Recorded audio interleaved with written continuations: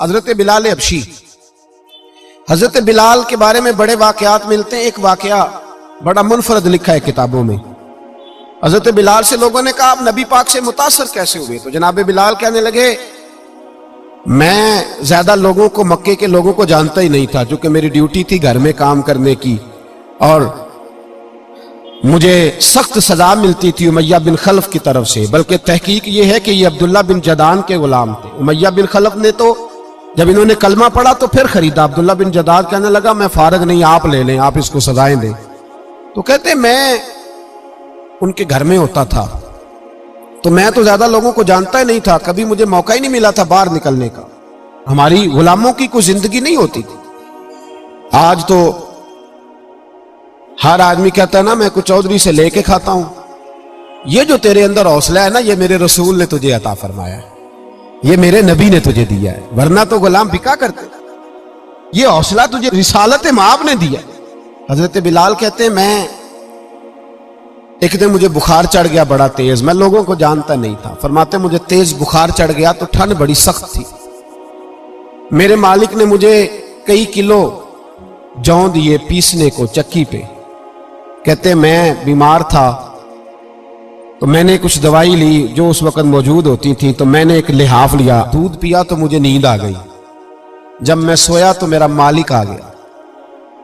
اس نے آ کر کے مجھے سوئے ہوئے دیکھا تو کھینچ کر کمبل اتارا، رضائی اتاری، لحاف اتارا. کہنے لگا اب تیری سزا یہ ہے کہ تو کھلے میدان میں بیٹھے گا، وہاں چکی پیسے گا، اور دوسری سزا یہ ہے کہ تجھے قمیض پہننے کی بھی اجازت نہیں.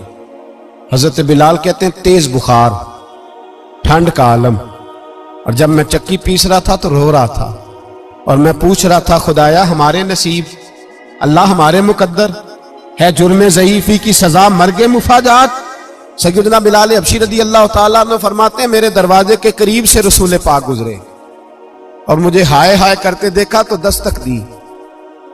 میں نے کہا کون ہے؟ دروازہ کھلے آ جاؤ. محبوب اندر آئے تو پوچھنے لگے کیوں رو رہے ہو؟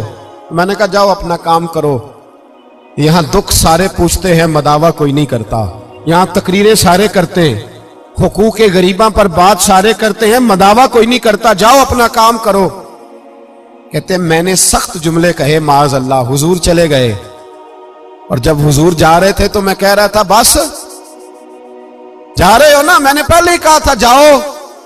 کہتے ہیں قربان جاؤں، تھوڑی دیر گزری تو اللہ کے رسول کے ہاتھ میں گرم دودھ کا پیالہ تھا، کھجوریں تھی. حضور تشریف لائے اور کریم رسول نے مجھے کھجوریں دی، دودھ پلایا اور کہا چل جا کمبل میں بیٹھ جا. تو میں نے کہا چکی کون پیسے گا؟ وہ تو بڑا مارے گا. کہتے ہیں لوگو اس نبی کا میلاد اور معراج بھول نہ جانا، اس رسول پاک کی محبتوں میں کمی نہ آنے دینا، اس محبوب کا نعرہ ساری دنیا میں لگا دینا. فرماتے ہیں میرے حبیب کے میں قربان جاؤں. مصطفیٰ کریم نے فرمایا تو بیٹھ رضائی میں اور آج تیرے حصے کی چکی میں پیسوں گا. کہتے ہیں ساری رات حضور چکی پیستے رہے، ساری رات. سویرے میں اٹھا اور میرے حبیب پاک نے مجھے وہ سارا کچھ دیا اور خود چلے گئے. اگلی رات پھر آئی تو حضور پھر آ گئے، مجھے پھر رضائی میں لٹایا، دودھ پلایا اور ساری رات چکی پیسی. کہتے ہیں بس تیسرے دن حضور چکی پیس کے جانے لگے تو میں نے قدم تھام لیے.